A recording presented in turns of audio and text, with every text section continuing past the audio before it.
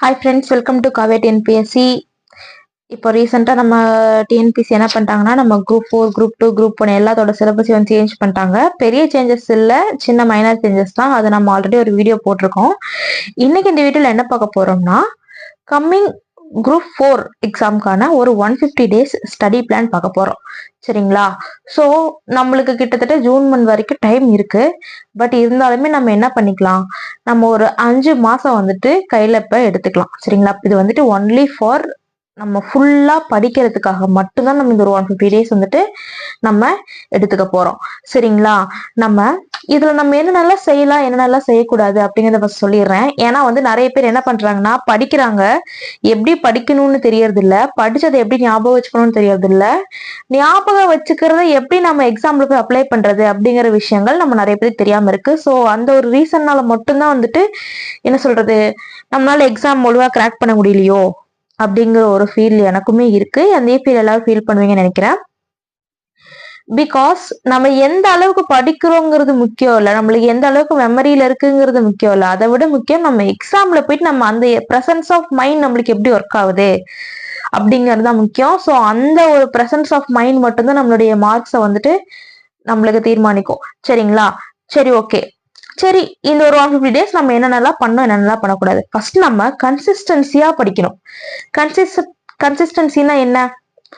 ஒன்றும் இல்லை. இப்போ நம்ம வந்துட்டு ஒரு நாளைக்கு உண்டான ஸ்டடி பிளான் வந்துட்டு போடுவோம். இந்த டைம்ல இது முடிக்கணும், இந்த டைம்ல இது முடிக்கணும்னு ஒரு 10 பிளான் வந்து நம்ம போடுவோம். ஆனா நம்ம என்ன பண்ணுவோம், ஒரு 1 hour கூட முழுசா படிக்க மாட்டோம். 1 hour படிச்சுட்டு அந்த 1 hourலயே வந்து 20 minutes தான் நம்மளோட மைண்ட் வந்துட்டு ஆக்டிவா இருக்கும். அந்த 1 hour படிச்சுட்டு அப்படியே புக்கை மூடி வச்சுட்டு நம்ம விட்டுட்டு போயிடுவோம். ஸோ அந்த மாதிரி இல்லாம நீங்க போட்ட ஸ்டடி பிளான்ல இருந்து, சரிங்களா, போட்ட ஸ்டடி பிளான்ல இருந்து ஒரு 40% நீங்க கம்ப்ளீட் பண்ணீங்கன்னாவே உங்களுக்கு சக்சஸ் தான். சரிங்களா? ஓகே. ஃபர்ஸ்ட் நம்ம கன்சிஸ்டன்சியா படிக்கணும். ரெண்டாவது வந்துட்டு கான்சென்ட்ரேஷனோட படிக்கணும். என்ன படிக்கிறோம், என்ன அந்த ஒரு ஃபுல் கான்சென்ட்ரேஷன் வந்துட்டு அட்லீஸ்ட் ஒரு 90% உங்களுக்கு அந்த கான்சென்ட்ரேஷன் இருக்கும் நீங்க படிக்கிறதுல. ஸோ அப்படி இருந்தா மட்டும்தான் வந்துட்டு உங்களால ஒரு சாப்டர் படிச்சு முடிக்க முடியும். ரெண்டாவது கண்டினியூஸா படிக்கணும்.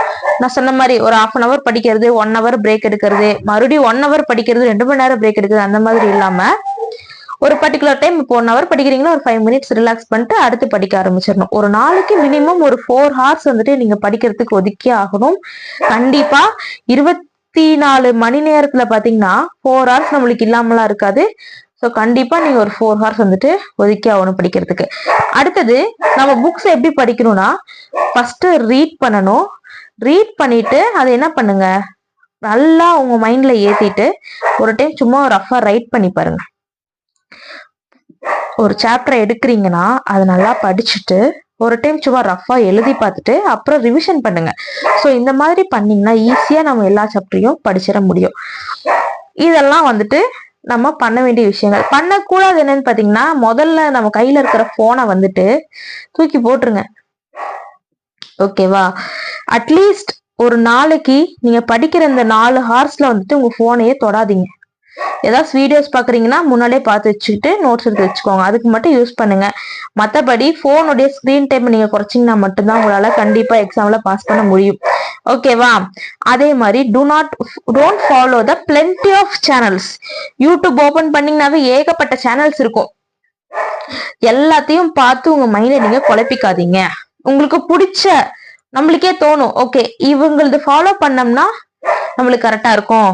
சில பேர் சின்ன சின்ன சேனல்லாம், பெரிய பெரிய சேனல்லாம் பாத்தீங்கன்னா உங்களை வந்துட்டு அவங்களுடைய நான் யாரையும் குறை சொல்லல, ஸோ அவங்களுடைய சேனல் வியூஸ் இன்க்ரீஸ் பண்றதுக்காக பில்டப் பண்றது அந்த மாதிரி தான் பண்ணிட்டு இருப்பாங்க. பட் நிறைய சின்ன சேனல்ஸ் எல்லாம் பாத்தீங்கன்னு வச்சுக்கோங்களேன், யூஸ்ஃபுல்லான கண்டென்ட் வந்துட்டு போடுவாங்க.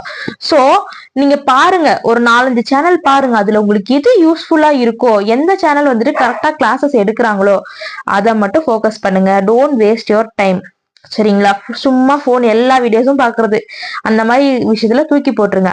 அடுத்தது, do not practice plenty of test. இப்போ ஒரு இன்ஸ்டியூட் நீங்க ஜாயின் பண்றீங்கன்னா அந்த இன்ஸ்டியூட்டோட டெஸ்ட் மட்டும் போடுங்க. ஒரு 4-5 இன்ஸ்டியூட் டெஸ்ட் எல்லாத்தையும் மொத்தமா வாங்கி வச்சுக்க வேண்டியது ஒன்னத்தை கூட ஃபாலோ பண்றது இல்ல. ஸோ அந்த மாதிரி பண்ணவே பண்ணாதீங்க. ஏதாவது ஒரு ஷெடியூல், ஒரு இன்ஸ்டியூட், ஒரு இது, அதை மட்டும் ஒரு டெஸ்ட் இப்படி மட்டும் ஃபாலோ பண்ணுங்க. நீங்க கண்டிப்பா நீங்க என்ன பண்ணிடலாம், பாஸ் பண்ணிடலாம். அதே மாதிரி ஃபர்ஸ்ட் பயப்படாதீங்க. நம்மளால முடியுமா முடியாதா அப்படிலாம் இல்லை. காலேஜ் முடிச்சுட்டு 18 வயசுல விஏ ஆனவங்களும் இருக்காங்க, 42 வயசுல விஏ ஆனவங்களும் இருக்காங்க. ஓகேவா? சோ பயப்படாம நீங்க என்ன படிக்கிறீங்களோ அதை கண்டினியூஸா படிச்சுட்டு இருங்க, கன்சிஸ்டன்சியா படிச்சுட்டு இருங்க. கண்டிப்பா நம்ம ஃபாலோ பண்ணிடலாம், பாஸ் பண்ணிடலாம். சரிங்களா? அதே மாதிரி நம்மளுக்கு டோட்டலி 15 யூனிட்ஸ் இருக்கு. என்னது 15 யூனிட்ஸா அப்படின்னு நினைக்காதீங்க, நான் பின்னாடி சொல்றேன் இப்போ. சோ ஒரு மாசத்துக்கு ஒரு மந்த்துக்கு பாத்தீங்கன்னா நம்ம 3 யூனிட் கணக்கு வச்சோம்னா வெறும் 5 மாசம் நான் கொடுத்த அந்த 150 டேஸ்ல என்ன பண்ணிடலாம், கம்ப்ளீட்டா 15 யூனிட் மொத்த டிஎன்பி சிலபஸையும் கரைச்சு குடிச்சிடலாம். பொறுமையா இப்ப இருந்து படிச்சாலுமே கண்டிப்பா கம்ப்ளீட் நம்ம பண்ணிடலாம். சரிங்களா? சரி, இப்போ நம்மளுடைய டிஎன்பிஎஸ்சி சிலபஸ் இப்ப எத்தனை பிரிச்சிருக்காங்க? முன்னாடி வந்துட்டு ஜெனரல் ஸ்டடீஸ்க்கு ஒரு பேஜ், ஜெனரல் ஸ்டடீஸ் ஒரு பேப்பர் அண்ட் தமிழ்ல ஒரு பேப்பர், இப்பயும் அப்படிதான் இருக்கு. பட் ஜெனரல் ஸ்டடீஸ்ல 10 யூனிட் வச்சிருந்தாங்க, தமிழ்ல வந்துட்டு 3 பட்டா பிரிச்சிருந்தாங்க. இப்ப எப்படி வச்சிருக்காங்கன்னா ஜெனரல் ஸ்டடீஸ் வந்துட்டு பார்ட் ஏ, மொத்தமாவே part A, part B, part C. Part ஏல பாத்தீங்கன்னா நம்மளுக்கு ஜிஎஸ் வச்சிருக்காங்க, 1 to 6 யூனிட் இருக்கு. பார்ட் பி மேக்ஸ் வச்சிருக்காங்க 1 to 2 யூனிட், அதாவது ஆப்டிடியூட் ரீசனிங். பார்ட் சி பொதுத்தமிழ், அந்த பொதுத்தமிழே என்ன பிரிச்சிருக்காங்க, 7 அழகா பிரிச்சிருக்காங்க. மொத்தமா நம்மளுக்கு 15 யூனிட்ஸ் இருக்கு. சரிங்களா? அதே மாதிரி எவ்ரி 10 நாளைக்கு ஒரு யூனிட் முடிச்சா கூட நம்ம என்ன பண்ணிடலாம், 150 டேஸ்ல எல்லாத்தையும் கம்ப்ளீட் பண்ணிடலாம். சரி, இப்போ நம்ம எக்ஸாமுக்கு ஆல்ரெடி நம்மளுக்கு ஒரு யூனிட்டுக்கும் வந்துட்டு என்ன பண்ணிட்டாங்க, மார்க்ஸ் பிரிச்சு கொடுத்துட்டாங்க. ஃபர்ஸ்ட் நம்மளுக்கு சயின்ஸ் வச்சிருக்காங்க, சயின்ஸ்ல வந்துட்டு 5 கொஸ்டின் சொல்லிட்டாங்க, ஜியோகிராஃபில 5 கொஸ்டின். அடுத்து வந்துட்டு 3rd யூனிட்டா ஹிஸ்டரி அண்ட் ஐஎன்எம் வச்சிருக்காங்க, ஹிஸ்டரி அண்ட் ஐஎன்எம் சேர்த்து 10 கொஸ்டின் கொடுத்துட்டாங்க. 4th யூனிட்டா பாலிட்டியில 15 கொஸ்டின் கொடுத்துட்டாங்க. ஓகேவா? அடுத்தது எக்கனாமிக்ஸ் பிளஸ் தமிழ்நாடு அட்மினிஸ்ட்ரேஷன் ஒரு யூனிட் வச்சு 20 கொஸ்டின், தமிழ்நாடு ஹிஸ்டரி மட்டும் 20 கொஸ்டின், சயின்ஸ் ஆல்ரெடி சொல்லிட்டேன். மொத்தமா நம்மளுக்கு 75 கொஸ்டின்ஸ் வந்துட்டு என்னன்னு பாத்தீங்கன்னா ஜிஎஸ்ல. ஓகேவா? சரி, இதுல நம்ம இப்ப எப்படி நம்ம ஜிஎஸ் எப்படி ஹேண்டில் பண்ணலாம்னா, பாலிட்டி ஃபர்ஸ்ட் நீங்க பாலிட்டியை என்ன படிக்கிறீங்களோ இல்லையோ பாலிட்டியை முடிச்சிருங்க. 15 கொஸ்டின். சரிங்களா? அதுல இருந்து கேட்க போறாங்க. சோ சயின்ஸ் அண்ட் ஜியோகிராஃபிய வந்துட்டு 5 கொஸ்டின் தான். அதனால அது ரெண்டுத்தையுமே டீல்ல விட்டுலாம்னு என்னைக்குமே விடக்கூடாது. ஏதாவது ஒண்ணு டீல்ல விட்டுருங்க. சயின்ஸ் என்ன கேட்டா சயின்ஸ் வந்து டீல்ல விட்டுலாம், அதையும் படிக்கணும் தான். பட் நம்மளுக்கு அதுல எப்படி இருக்கு, நிறைய போர்ஷன்ஸ் இருக்கனால சயின்ஸ் நம்ம லாஸ்ட் ஆப்ஷனா வச்சுக்கிட்டு ஜியோகிராஃபியை கம்பல்சரி படிச்சிருங்க. 5 கொஸ்டின் சிம்பிளா நம்ம படிச்சாலாம். நம்ம ஆல்ரெடி ஜியோகிராஃபி வீடியோ ஸ்டார்ட் பண்ணணும், பட் சம் ரீசன்ஸ்னால நம்ம அப்படியே ஸ்டாப் பண்ணிட்டோம். பட் இனிமேல் நம்ம போட போறோம். ஸோ அதை நீங்க ஃபாலோ பண்ணீங்கன்னாவே போதும். ஜியோகிராஃபிக்கு அது மட்டும் போதும். சரிங்களா? பாலிட்டி 15 கொஸ்டின்ஸ் வருது. ஸோ பாலிட்டி பிளஸ் ஜியோகிராஃபி இது ரெண்டுத்தையும் ஒரு மாசத்துல முடிச்சிருங்க. ஓகேவா? அடுத்தது ஹிஸ்டரி பிளஸ் ஐஎன்எம் இது படிக்க கண்டிப்பா புதுசா படிக்கிறீங்கன்னா, இப்போ ஆல்ரெடி படிச்சவங்களா இருந்தீங்கன்னா பாலிட்டிக்கு 10 டேஸ் போதும். நான் சொல்லிட்டு இருக்கிறது எல்லாமே புதுசா படிக்கிறவங்களுக்கு தான். ஓகேவா? அண்ட் ஹிஸ்டரி ஐஎன்எம் இது ஒரு யூனிட், இந்த ஒரு யூனிட்ல 10 கொஸ்டின் கேக்குறாங்க. சோ இதை வந்துட்டு செகண்டா படிச்சு முடிச்சிருங்க. ஏன்னா இந்த பாலிட்டி ஹிஸ்டரி எல்லாம் பாத்தீங்கன்னா வாஸ்ட் சிலபஸ். சரிங்களா? இத போயிட்டு நீங்க கடைசி நேரத்துல உட்காந்து படிச்சீங்கன்னா கண்டிப்பா படிக்க முடியாது. சோ புதுசா படிக்கிறவங்க ஆல்ரெடி படிச்சவங்க எல்லாரும் என்ன பண்ணிருங்கன்னா இந்த ரெண்டுத்தையும் ஃபர்ஸ்ட் முடிச்சுட்டு அதுக்கப்புறமேட்டு மத்தத கையில எடுங்க. சரிங்களா? ஓகே, அடுத்தது எக்கனாமிக்ஸ் பிளஸ் தமிழ்நாடு அட்மினிஸ்ட்ரேஷன் வந்து ஒரு யூனிட்டா கொடுத்து 20 கொஸ்டின்ஸ் கேக்குறாங்களா? சோ இது நம்மளுக்கு ரொம்பவுமே நம்ம வேலை ஈஸி ஆக்கிடுச்சு. நம்ம எக்கனாமிக்ஸ்ல பேசிக்ஸ் படிக்கிறோம், அப்படியே தமிழ்நாடு அட்மினிஸ்ட்ரேஷன்ல தமிழ்நாடு பத்தின டீடைல்ஸ் படிக்கிறோம். எக்கனாமிக்ஸ்ல இந்தியாவும் கவர் பண்றோம், தமிழ்நாட்டுக்கு கவுண்ட் பண்றோம். சரிங்களா? சோ இது இந்த போர்ஷன் வந்துட்டு பேசிக்ஸ் பிளஸ் கரண்ட் அஃபேர்ஸ் சேர்த்து வரும். பிளஸ் பாலிட்டிலையும் கரண்ட் அஃபேர்ஸ் இருக்கு, நம்ம பின்னாடி நம்ம பார்ப்போம். சரிங்களா? அடுத்தது தமிழ்நாடு ஹிஸ்டரி ரொம்ப ரொம்ப முக்கியம். 20 கொஸ்டின் வெறும் ஒரே ஒரு யூனிட்ல இருந்து நம்மளுக்கு கேட்க போறாங்க. சோ இதுல நீங்க தமிழ் பிளஸ் என்னென்ன வரும், தமிழ்நாடோட தமிழரின் வரலாறு தான் இதுல மேக்ஸிமம் வரும். இது நம்ம அந்த யூனிட் நம்ம படிக்கிறப்ப நான் உங்களுக்கு டீடைல்ஸ் கொடுக்குறது எல்லாத்துக்குமே அந்த யூனிட் வரப்ப நான் டீடைல்ஸ் கொடுக்குறேன். ஸோ ஒரு மாசம் மொத்தம் 4 மாசத்துல இதை முடிச்சுட்டு ஒரே மாசத்துல தமிழ் முடிச்சாலும் சரி, இல்ல நீங்க தமிழ் ஒரு மூணு யூனிட்டா பிரிச்சு 5 மாசத்துல படிச்சீங்கனாலும் சரி. தமிழ் எப்படி படிக்கிறது நான் இன்னொரு வீடியோல நான் கிளியரா உங்களுக்கு எக்ஸ்பிளைன் பண்றேன். இன்னைக்கு நம்ம பாலிட்டி அண்ட் ஜியோகிராஃபி இது ரெண்டும் நம்ம எப்படி சீக்கிரமா படிச்சு முடிக்கலாம், எப்படி எந்த மாதிரி நம்ம ஈஸியா படிச்சு முடிக்கலாம் அப்படிங்கறத நம்ம பார்க்கலாம். சரிங்களா?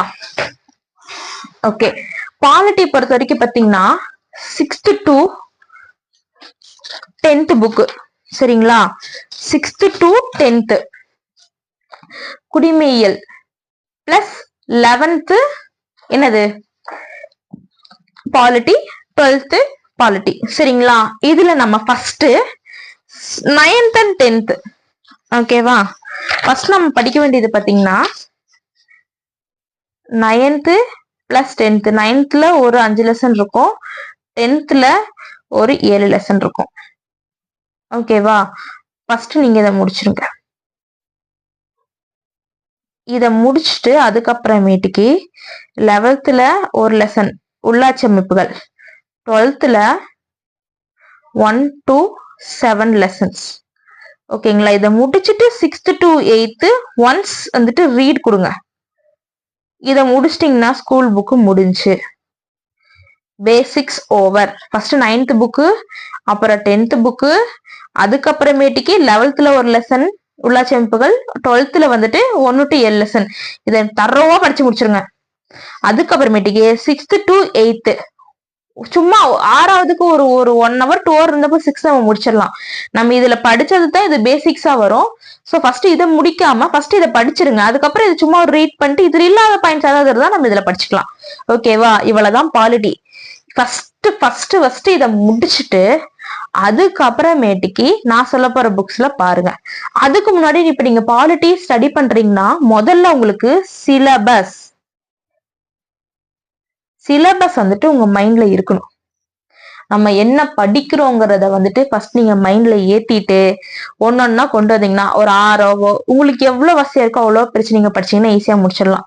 ஓகேவா? சரி, இத முடிச்சுட்டு இந்தியன் பாலிட்டி லக்ஷ்மிகாந்த் அவங்களோட புக் வந்துட்டு படிங்க. உங்கள்ட்ட இருந்தா படிங்க. இதுலயே தமிழ் வெர்ஷன் இருக்குன்னு சொன்னாங்க. அது என்ன புக்குன்னு எனக்கு தெரியல. நான் அது கிடைச்சிச்சுன்னா நான் பார்த்து உங்களுக்கு சொல்றேன். ஓகேவா?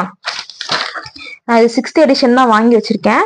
எந்த எடிஷன் இருந்தாலும் பரவாயில்ல, எல்லாத்துலயும் ஒரே கண்டென்ட் தான், ஒரே இதுதான் கொடுப்பாங்க. என்ன புதுசா வர்றதுல ஏதாச்சும் நியூவா ஏதாவது அதாவது எப்படி சொல்றது, ஒரு ஆர்டிக்கலோ இல்ல ஏதாவது ஒண்ணு சேர்த்திருக்காங்களோ அது மட்டும் சேர்த்து கொடுத்திருப்பாங்க. மற்றபடி சேம் கண்டென்ட் தான் இருக்கும்.